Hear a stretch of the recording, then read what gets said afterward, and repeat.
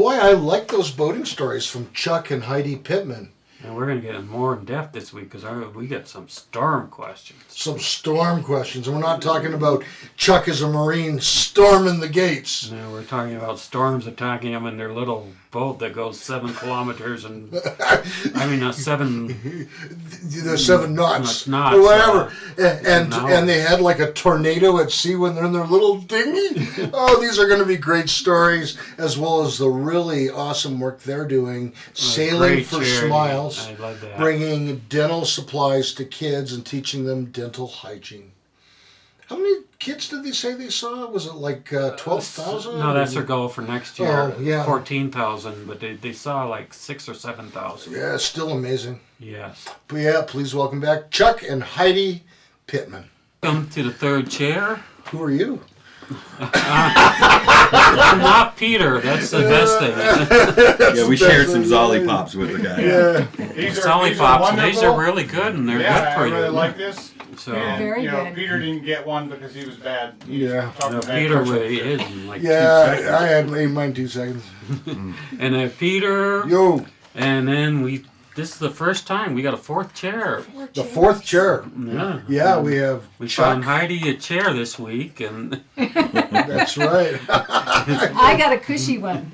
I've Yeah, got we some had cushion to on mine. fly out to their boat to get that, bring it back. This is how we are on the boat most of the time.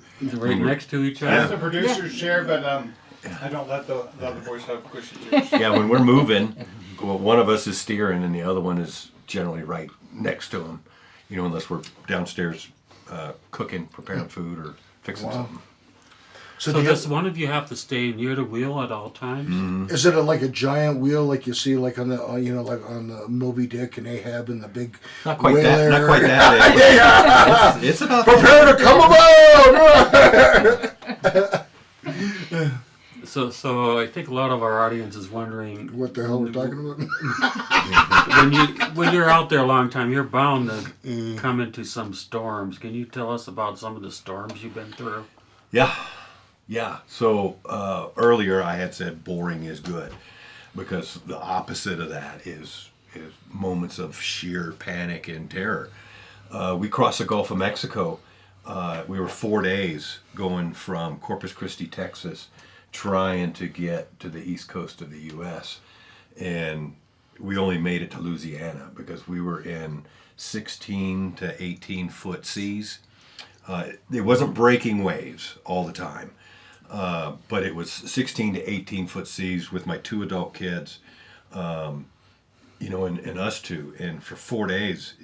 No wonder your daughter got sick. Oh, yeah. It was miserable. And the boat seems really small when it's down in the trough of a 16-foot swell and all you can see is the water above the boat. Wow. But the boat was great. It was like a cork on the water. It just floated up over the waves and back down. Yeah, Back and down. then- So what do you do then? I mean, do you just ride it We're out? actually there's 2 people that stay up in the cockpit all the time, and then the other 2 people stay down below, and so we're tied in. We've got our jackets on, and we're actually tied to the boat so that we can't leave the boat. Oh. Get Swept washed out. overboard. Right. Yeah, because about every 7th swell or wave, there would be a breaking wave, and it would hit the side of the boat. It caught me unawares once and almost washed me completely out of the boat. Yeah.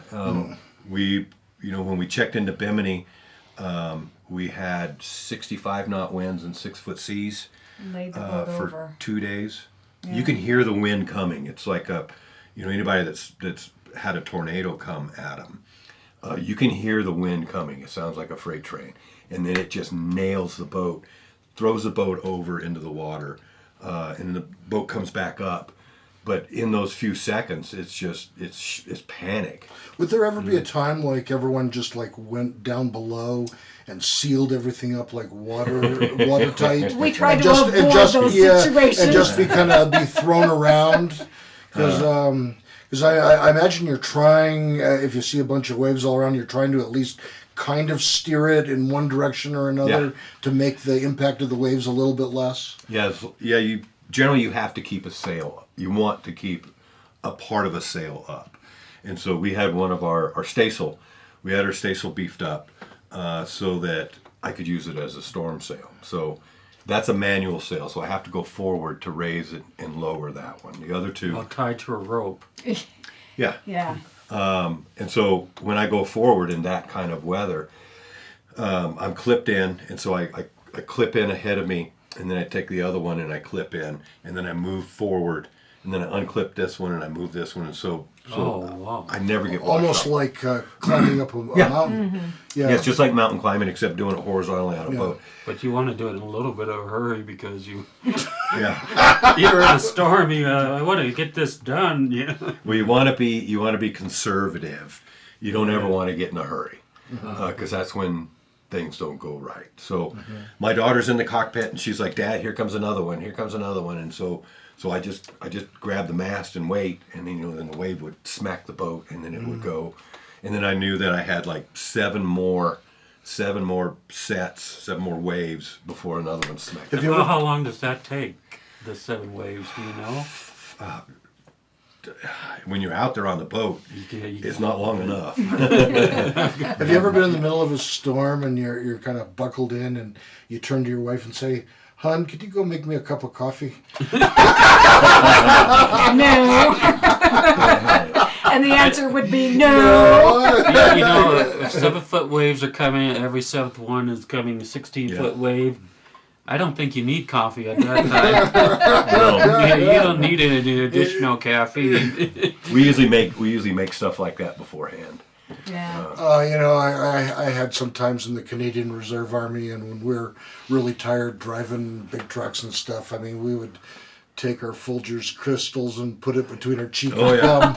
Little pinch between the cheek and gum, Done that in the field, in the Corps. Yeah, with or without chewing tobacco. Well, the Canadian Army and the Marines, a little bit of a different culture. Little different culture. There's no Semper Fi in the Canadian Well, I'm not sure the Marines could outdrink the Canadian Army, but that would be that'd be an interesting challenge. We'd work on it. Yeah, work on it. I mean, the Marines are strong, but no one has the vice like Canada. You have the cigarettes and the beer, it's all. Well, that and tea time as well, right? Oh, yeah. Do you have tea time on the boat? We have beer and White Claw time.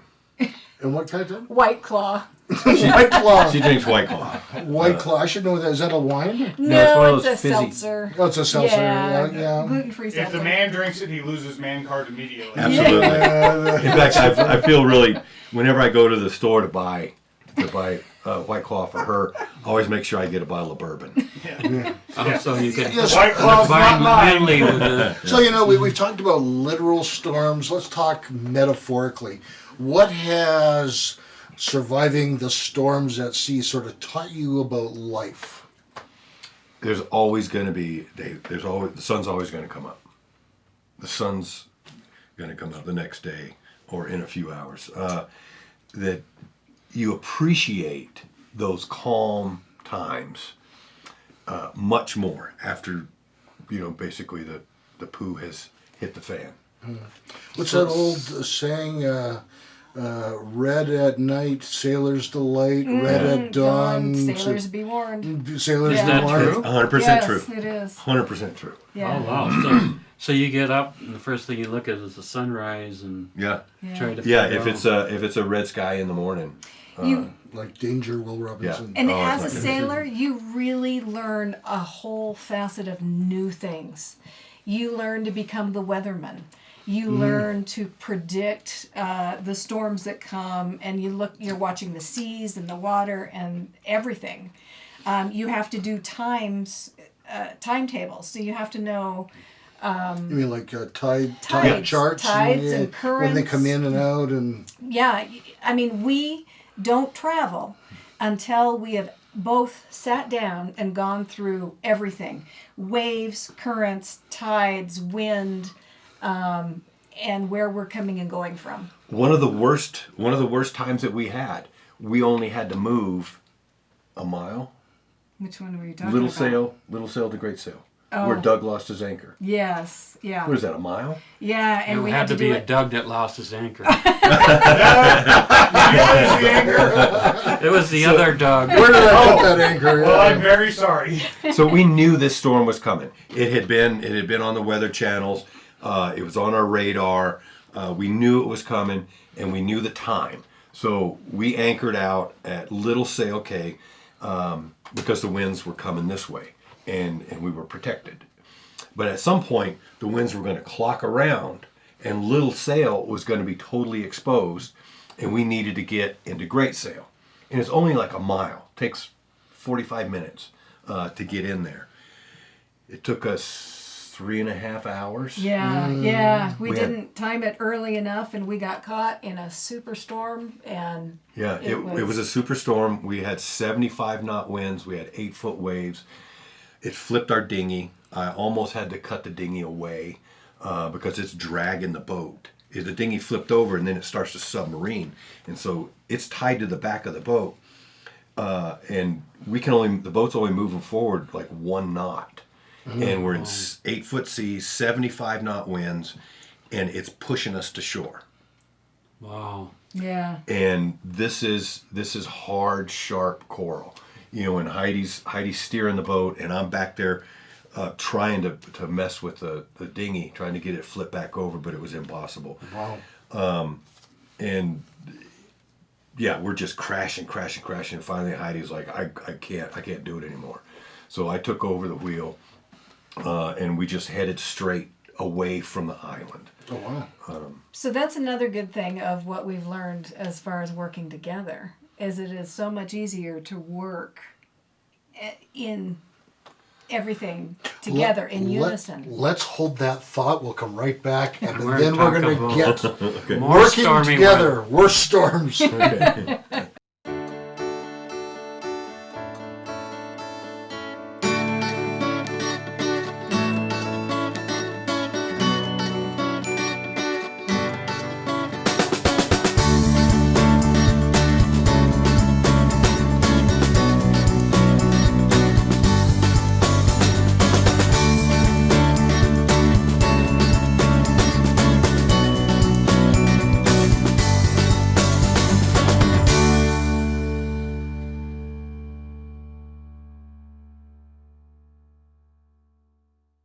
Welcome back to the third chair.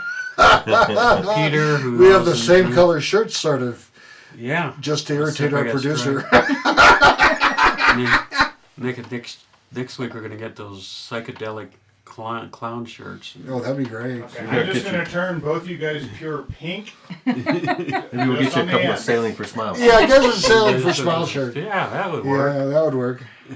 So we're And here then we with Chuck and Heidi. Chuck Yeah. and Heidi Yes, they're still here. Pittman. We haven't left yet. Yeah, haven't left yet. Yeah, no, we actually locked the door to the studio. They couldn't leave if they wanted to. Well, they might as probably well could, stay Jack. here and answer the question. We did send the cats down to spend some time with them, though, so they would be lonely. Oh, okay. Yeah. So on the break, you wanted to ask about thunder and lightning. Yeah, thunder and lightning. I mean, Yes. that should intensify. Yeah, that's a Storm. really big scare on a boat, because if you get struck by lightning on a boat, you could have a hole come out of the hull. You could blow out all your electronics. So that You can we've lose gotten your mast. yeah, we've got into a couple of lightning storms that were really intense and crazy, but one in particular, when we were actually out coming into Canaveral. Cape Canaveral. Yeah, we were out on open water, and we were completely 100% surrounded by thunderstorms. Oh wow. And we can see them on our radar, and so we can see the lightning striking on the radar, as well as we can see it in front of us. And so, all the predictions said that the storm in front of us would move on through, and we could go that way, but it didn't. And so we went this way Darn for weatherman. we went this way for 2 hours, and then we turned around and we went that way for 2 hours.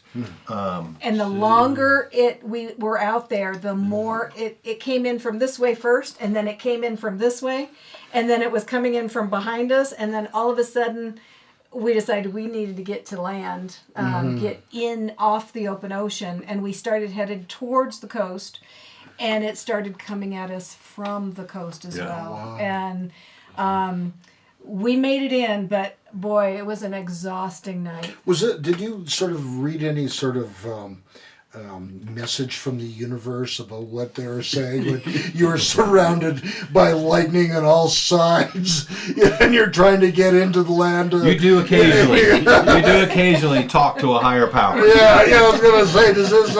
Yeah. So we, it was a blinding whiteout. It was raining so hard we couldn't see anything. You know, we're watching our chart plotter, and you know you can see lights, but you can't see anything. And it's another time it's where you got 5 to 6 foot waves hitting the side of the boat because we're trying to get into Canaveral. Waves are hitting the side of the boat. We're looking at this big, huge cruise ship, and seriously thinking about Making our trying to get into the ship. Sit right next to the ship, because if lightning's going to hit, it's going to hit something taller than us. Yeah, we don't want to be the And, biggest you don't lightning want to be the rod out tallest. there. No, I was thinking, you with rappelling hooks and stuff, actually getting onto the Thinking cruise about ship. tying up to it. And then Great Sail K, we actually got run over by a water spout. I was going to ask you if you see tornadoes or Yeah. that sort of thing on the water. We literally got run right Right over over. the top of us. Yeah. And what kind of damage did it do to your boat?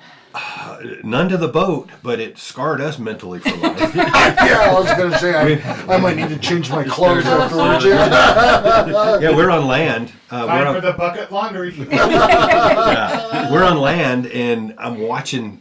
You know, you can see the water spout out there, and it's just getting closer and closer. And it's like, hey, Heidi, we need to go. You know, so we walked around a little bit while longer, and then it's like, hey, we really need to go now.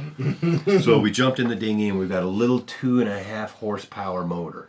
And so we're trying to get back to the boat, and it's just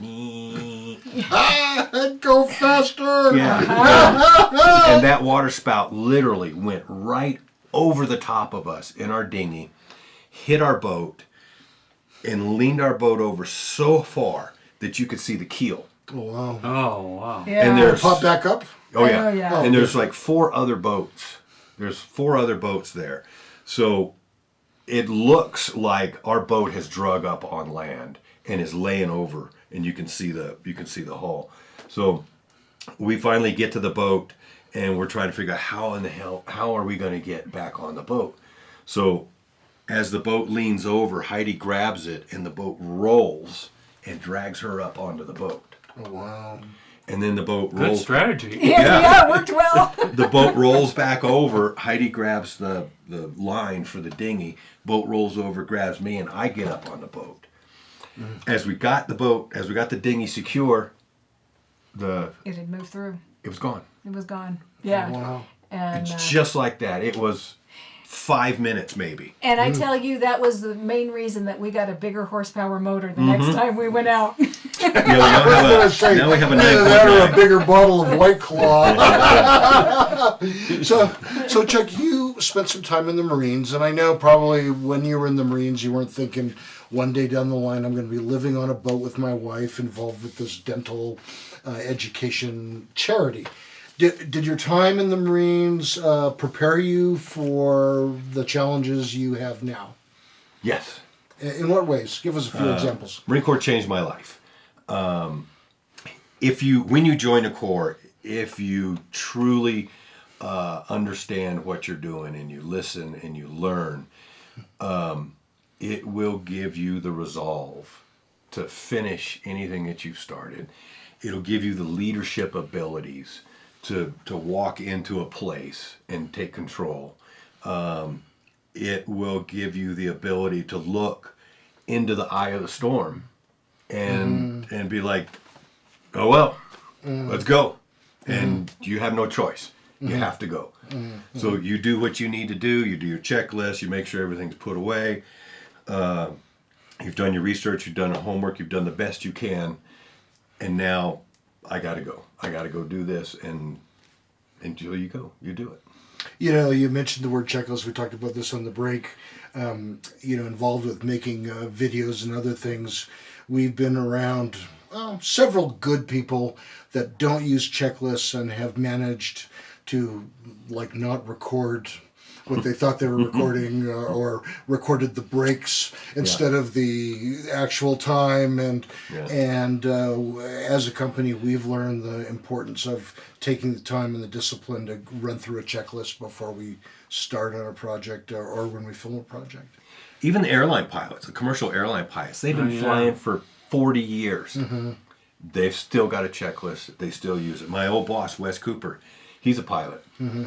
And I've flown with him numerous times. He's got a checklist every single time. Yeah. He goes through the checklist. Because it's not a matter of being smart enough or not. It's just a matter of there's so many things it's easy to overlook something. Have you ever put your keys in the refrigerator?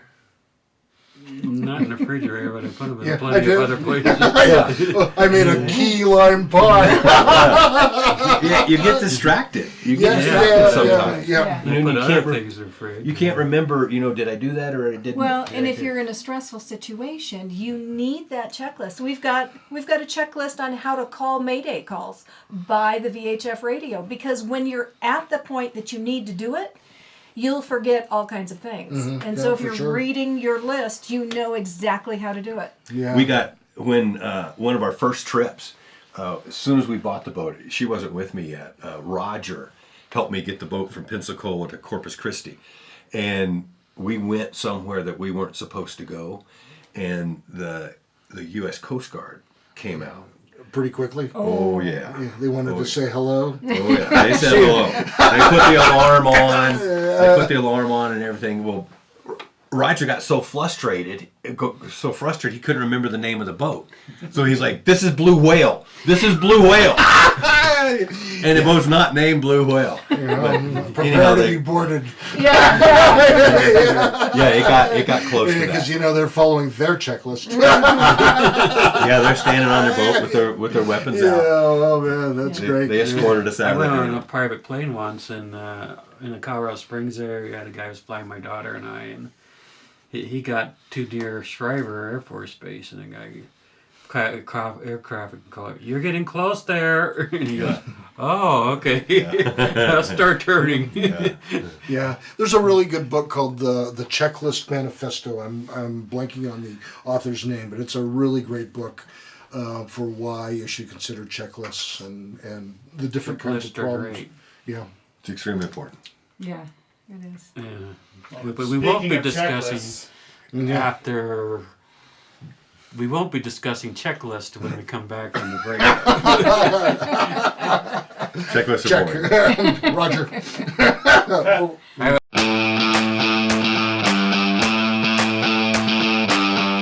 Hi, Peter and Doug here from the Third Chair. We're looking for a win-win situation. We want to keep these videos put up on a weekly basis, and we want to help you succeed with your business adventure.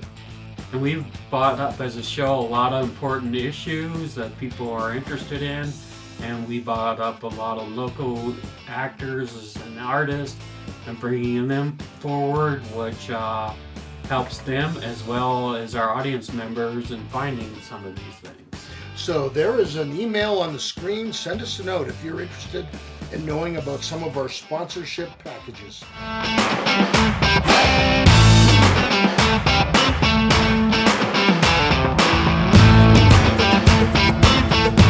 Welcome to the Third Chair. Peter's still here. Yo. And the fourth chair. And the fourth chair. With the fourth chair. Special Peter's episode. awake this episode. I actually fell asleep one time we were filming. I'd been up sick the night before, and the guest now caught he it. was sick. Every time it gets a little more dramatic. Yeah, the story will change. But speaking of sick, what happens on the boat when someone gets sick or hurts? Or do you have checklists for that? Oh, we don't have checklists. I don't know. No, don't have a checklist for that. But we do have a big pack. Yeah. That's full of medical supplies. Mm-hmm. Yeah. So one of the things that we were concerned with when we first went out was, if he's incapacitated, can I take care of him and the boat on my own? And going through a medical course, I think, is a really good thing to do. Now, I've got some in my background, and with the Marine Corps, Chuck's got some medical, in his background. But Put a tourniquet on it. Tighter. Yeah, we've been there a couple of times. Marines are directed. The military approach is, oh, you're having a heart attack? Take 3 Motrin this time. Yeah. So yeah, we packed as much as we could, being laymen. We couldn't get saline bags or IV materials, but we've got burn materials, we've got broken bone materials, splints Sutures. and sutures. We can do good. sutures. I've got lidocaine to numb up those areas if I need to, that Cuts. sort of thing. Cuts are big. Cuts and broken bones Yeah. are generally the biggest ones. I cut myself all the time. And having one of those little 10 packs of super glue that you get from the dollar store. Oh, just to glue the wound back together. Yeah. Yeah. You close it, you Yeah, put super glue yeah. on it, hold it, and then back to work you go. You're not bleeding all over the boat anymore. Yeah, you just got to be careful using that because after you've closed it, then you can't get back to work. That stuff stings too. Yeah, it does. It hurts a little, like a booger. Yeah. Yeah, the super glue works great because a Band-Aid won't stay on you in the salt water environment. Oh, I bet, yeah. Yeah. So, we just bought a whole case of those ace bandages that like stick to themselves. We found a case of those at I don't know, somewhere. And so we got a case of those. But luckily, we have not run into anything worse than that. But we're prepared for almost anything we can be. Just your daughter running around carrying it. Oh yeah, and we have bucket. plenty of buckets if anybody gets seasick. That's right. Yeah. But that is an interesting point. Even if you have the medical knowledge to take care of a problem, if one of you is significantly hurt, you still have to run the boat right. Yeah. and take care of someone, and that's Right. almost impossible. You'd almost, I don't know if you can call for help if there's help available, but you might be You do. 100 miles from Right. somebody. Yeah. So the first rule of being on a boat: always stay on the boat. Because if he got swept over, now I've got to figure out how do if he was hit or something, maybe he has his life jacket on and he's floating and I can see him but he's unconscious. How do I get him back on the boat? He outweighs me. So we have to actually go through scenarios like that. And what would we do? What would I use? How would I do do you have a it? winch that you can? We Yes. do. Yeah, Yeah. yeah. Just Yeah, it's so just a you matter can of figure where pick you 'em up. attach it on. Yeah. Yeah, we That can. could easily happen because you said during a storm one time you were almost swept off. Yeah. Right. Yeah. When they find men that have been swept overboard, it's usually their pants are down around their ankles. Is there? I'm gonna bite. I'm curious. Why is that? They're urinating off the side of the boat. And then they get swept off. Oh wow. And you fall off of the boat in a heartbeat. From the boat just moves just a teeny tiny bit. And you move the other way and you lose your balance. I lose my balance all the time if I'm not paying attention. The rule is one hand for the boat and one hand for whatever it is that you're doing. Oh wow. You never let go of the I boat. don't know if I'm allowed to say this, but if that happened to me, I'd be really pissed off. And gone. Yeah, you can't swim. You cannot catch the boat. No. You can't catch the boat. No, it's up to the person on the boat to know what's happened and turn the boat around. Yeah, boy, and that could be a problem you might not notice for 5 minutes or Right. 10 minutes. Yeah. So then we prepare that way as well. We have have- little transponders that actually attach themselves electronically to the boat Wow. and tell us when there was a man overboard. Yeah, our AIS system is set up so that if the device that's on here gets too far away from it, it puts a point. And then so if Heidi comes up and I'm gone, she can go to the chart plotter and see that point. And then she's just got to go back to that point, and hopefully I'm floated away. Oh, that'd be terrible. Yeah. You know what I've gathered from this conversation too, though. It's like in so many things there is its own language, culture, specific knowledge, and it's very clear. In boating, you've got so much that's just you need to know for boating, Yeah. and it's really quite a bit. Pilots and boating use a lot of the same information. You know, the charts and the weather and what they do. They're very synonymous. But pilots have to go through an amount of training before they can actually fly. People don't have to do that for a boat. Anybody can go out, buy a boat, and be out there, and unless they're willing to learn and self-study to know what to do, there's a lot of people out there that don't have a clue of the natural way things run. Like, say, for instance, driving. When we're driving here in the U.S., you know what side of the road you're going to be on. In a boat, it's not like that. And so unless you're willing to put forth the effort to learn, to read charts and to read the weather and do all that, you go out and there's a lot of people out there who don't know anything. So that makes it dangerous too. So So like college, 5 spring years. break, and boats are really a bad mix. Very difficult. When you started boating, did you get advice from the experienced Yes. captains? We did just like we do when we learned to scuba dive. We practiced, we learned, we read, and we scuba dive as perfectly as we can. And we're doing the same thing with the sailboat. We're nowhere near that yet, but you know, we're learning all the time. I read constantly. I ask questions constantly.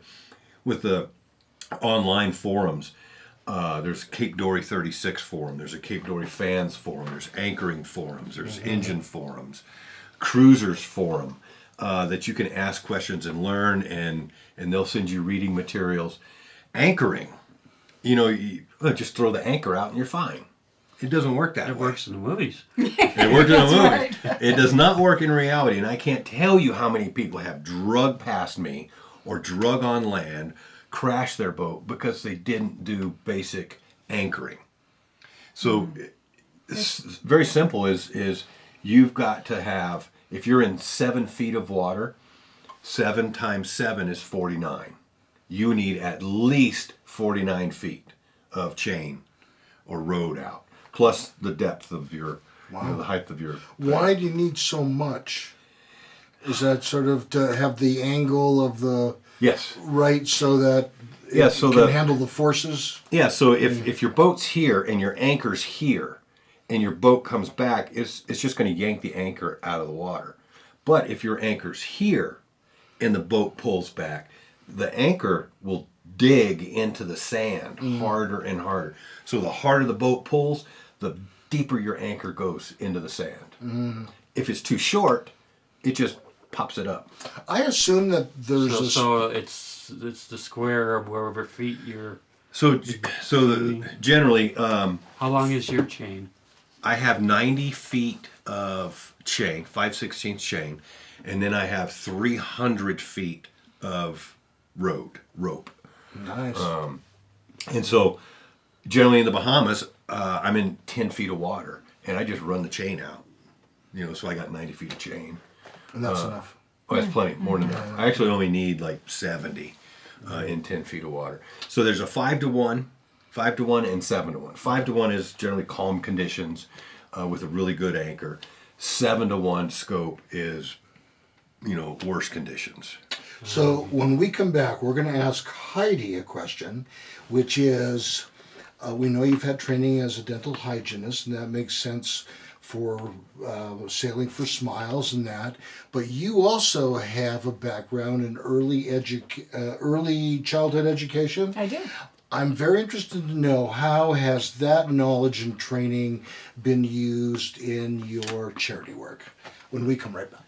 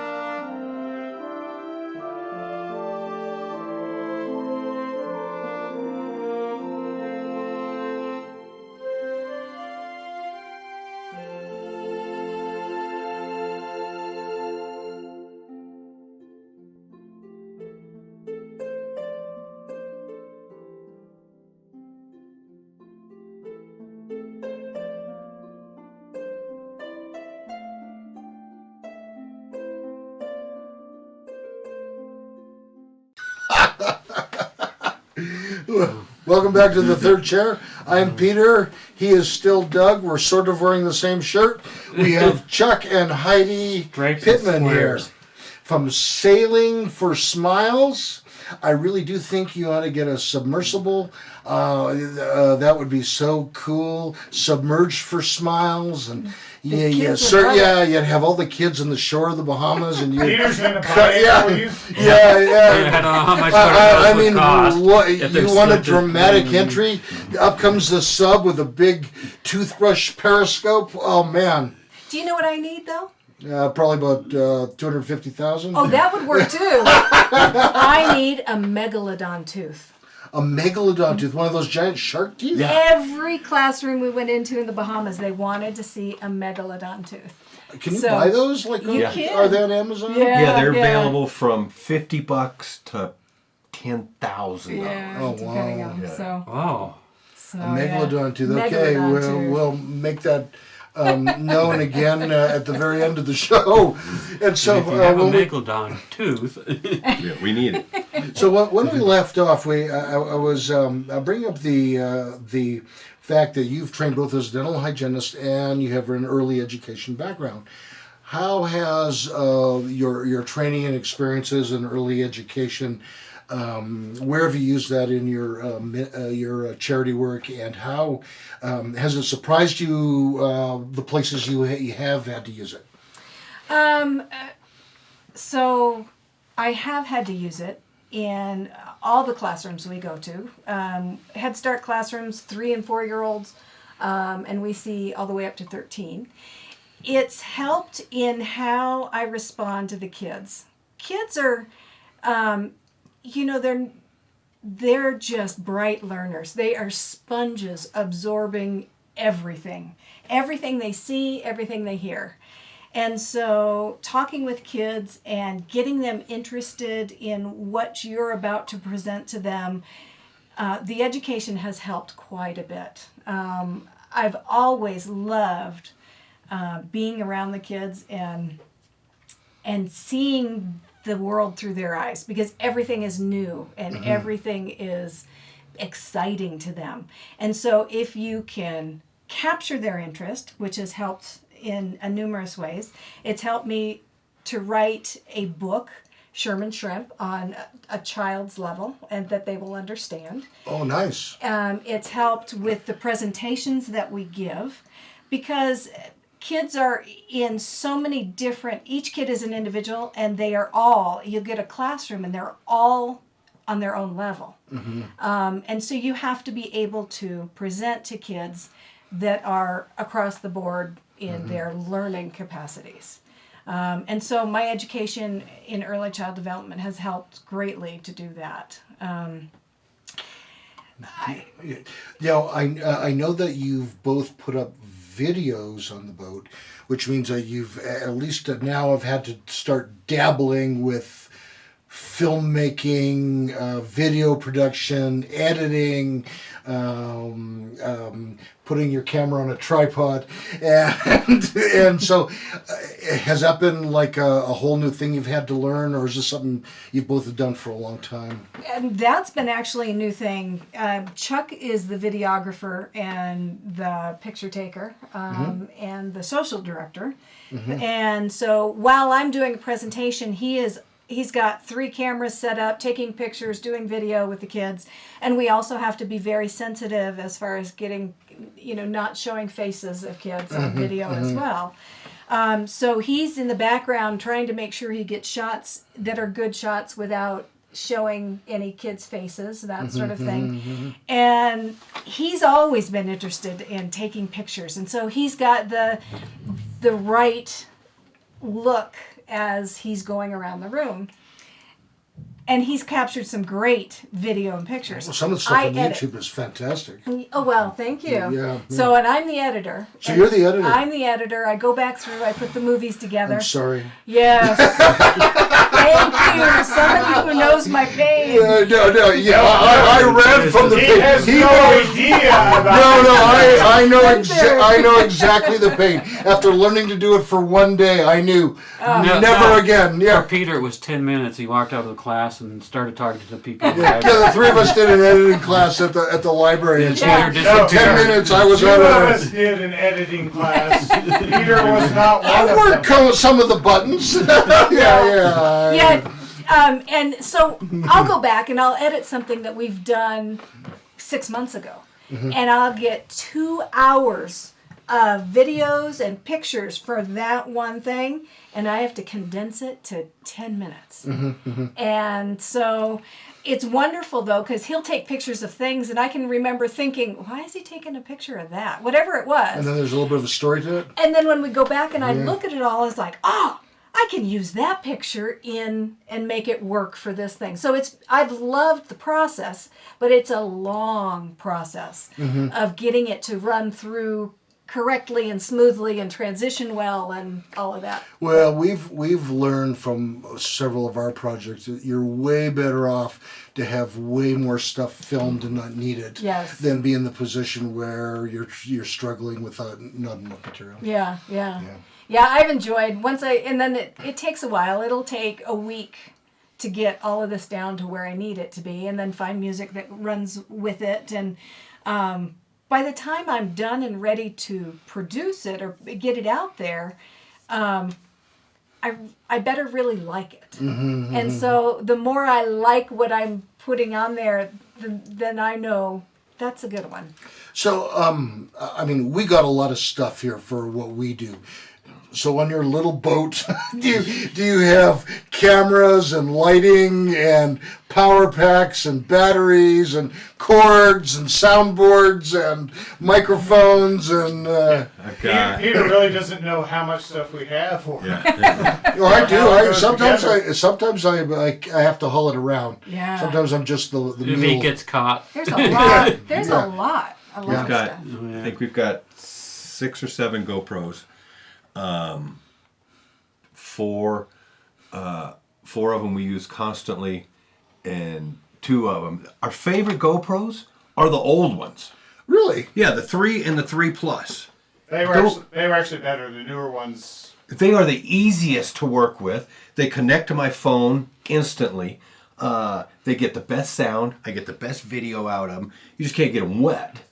So I have cases for them. So anyhow, I've got 4 GoPro 5s, and then I've got 2 3s. And then I've got a nice Panasonic camera, and then I've got 2 other video cameras. We learned we had to add microphones though because Yeah, you couldn't yep. hear things correctly. Yeah. So, So we've got tethered mics. The GoPros you can't put Bluetooth mics on. Although they'll hook up to a phone Bluetooth, they won't do a mic Bluetooth, which is very frustrating. So, and then It's a learning process. We've spent 5 years developing, and some of the early stuff we did, it's really terrible. I look back at our first couple videos and it's like, oh my God, it's awful. Yeah, you know, and that's normal. I mean, I don't want people thinking, the first several projects you do, it's terrible. Like that's some. There's one way to learn. You have to do It's to stuff, be and terrible. some has to not work out. I mean, that's you it's the way of learn the what you world, need yeah. and you get the next step up. And I got clamps. I got clamps and sticky pads so I can stick the GoPros all Do over you the got boat. like something to put like cameras on your shoulders? Like No, but I'll show you my shoulder rack. I got a chest. I got a chest chest mount. I and got a a head headset. mount. Yeah. And then I've got a couple of PVC holders so that when we're scuba diving or I can use that. You could We shoot got out. tripods for when we go on land. At least until you did your garage sale. Yeah, I sold a perfectly good tripod at the garage sale, and I'm like, why would I do something like that? Yeah, you're just trying to make some money for the. I wish I had been in the garage sale. Yeah, it looks just like that one right there. That's what made me think of it. It's like, Doug, did you go to that garage sale? It was after it was sold. Yes, after it was sold. Yeah, no. So I'm continually amazed because we've talked about you got a medical bag, you've got all the supplies for cooking and eating and cleaning and that, and you got all your camera equipment as well. That's a lot of stuff in a small space. it is. So, Do you actually have room for both of you to like lie down at the same time? Or do you have to sleep in That's a shifts? good question. That's a great question. So, And we will answer it right after this break.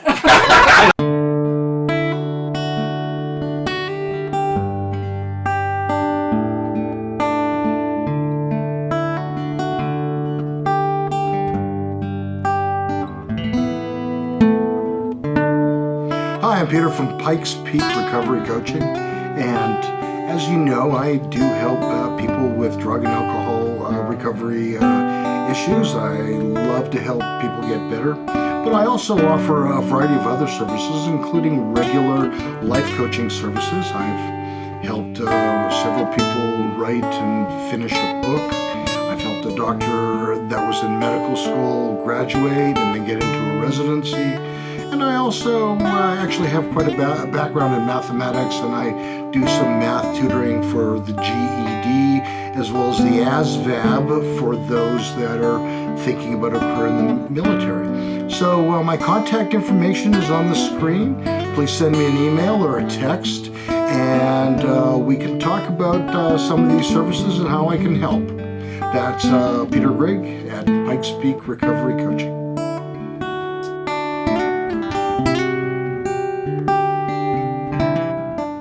all right. So we were going to talk about sleeping. That's right. You got the cabin is full. Do you guys have to take turns? Chuck is our new main host. He's That's right. better than the other two. Start the timer. We're bringing them back. Yeah, start the timer. Thank you. Very good. Ah, you missed that. And is this like in the Navy where people sleep in shifts, or on a submarine? It depends. If we're doing a passage, an overnight passage, yes, we sleep in shifts. We do 4 hours on, 4 hours off, 4 hours on, 4 hours off. I'll if it's during the day, we're both up doing our thing. But at night, she goes downstairs and sleeps, and I steer, and then we switch up. So in the bow of the boat up front is our V berth. It's like the master suite, and that's generally where we sleep. You got about a queen size bed up there. Wow. And then it's not like on a cruise ship where you can call for room service, right? No. No bacon, lettuce, and tomato sandwiches at midnight. in the middle of the boat, there's two couches, built-in couches, basically. One on each side. And then you can fold those out. You can pull those out, and they make one's a big twin-size bed, and then one's about a big double bed. And then back here, towards the rear of the boat, there's a quarter berth, and that's the ready berth. So that's where you go and you sleep when you're in rough seas or when you're the next person on watch. That way you can just jump from here and get back on deck. Now in our boat, despite all this area up front is full of toothbrushes and toothpaste. So we don't get to sleep up there. Yeah, I kind of No suspected queen that. size bed. We sleep in the middle of the boat. Oh wow. And I've actually modified it so that when I pull the sides out, I put a couple of rails on the sides, and then I made some slats, and so I lay slats on, and we have a king size foam mattress that we roll a king size bed out, and that's where we sleep in the middle of the boat. I don't suppose you have a water bed. So how do you like the foam mattress? Oh, it's great. We got it's 4 inches, and then it's on top of our 3-inch cushions that are on the boat already. It's extremely comfortable. Do you have heaters on the boat? Yeah, we have. I mean, I've got some little tiny heaters that I put around the house. Are they just like little ones every now and then, or is there a built-in heating sort of central system? We have two things. We actually have central air on the boat. It takes a ton of energy to run. Can you do air conditioning then too? Mm-hmm. Wow. We got to start the generator, and so we'll start the generator, and we'll run the AC if it's really hot. But when you're out on the boat, out in the water, you never use it because the wind's blowing all the time. For heat, same thing. We can just flip it to heat, but we have a little hair dryer. I've used that before. Yeah. For heating like a bed at night or that sort of thing. Yeah, we got. I don't remember where we were, but it got We were in Venice, Louisiana. We had broken down. We had 10 days in the middle of December, and it was cold. Oh my God. We didn't ran have aground. any heater, didn't have any electricity to plug into, but it was like, I got a hair dryer. Never used it for my hair once. Used it to heat up our toes. Was this on batteries? Running on batteries? We were, yeah. Wow! Holy moly! We ran aground on the Mississippi River and broke the control system for my rudder. Oh my goodness! And So we you're had- stuck. Yeah. So we were stuck while we were fixing Yeah, it. we had to get towed in. So is there the equivalent of like AAA for boats? Yes. Yeah. It's called Towboat US Towboat US. or Boat Ceto. or Ceto. Too. Yeah. Yeah. So if you need something, they'll come and. Yep. Hey, what's your problem? Well, you it won't better- start. Yep. And you better sign up for their deluxe package when you get a boat. Because if you don't, it's a lot of money I can't to imagine. tow you. They like the people who didn't sign up. They sure do. Yeah, they liked Yes, us they once. do. It cost us $1,000 to go less than 100 yards. Wow. Because you pay for them to get to you, Of course. to get the boat in, and to go back to where they went. And then to give themselves a nice tip. That's the biggest tip you're going to get on this. Yeah. Yeah. Boy. Yeah. Well, that is just so amazing. Out on the open water, like say Florida and say the summertime, at nighttime, is it still pretty warm?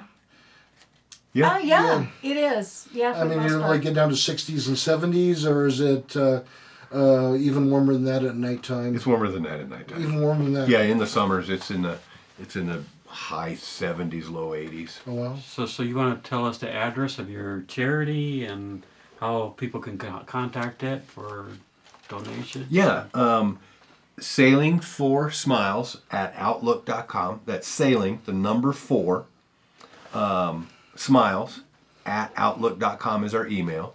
And then our website is www.sailing4smiles.com. So www.sailingforsmiles.com. And don't you have something on Facebook too? yes. We do. So it's Chuck Pittman, and then there's also Sailing 4 Smiles on Facebook. I do most of the posts, so I post through my Facebook site, and then we'll post it onto Sailing for Smiles. I assume your charity is still taking donations. Absolutely, all the time. Absolutely. Yep. You can donate through PayPal on our website. You can donate through Facebook, donate page, and we also have a Venmo account for Sailing for Smiles. And you can just hand us some cash if you run into us.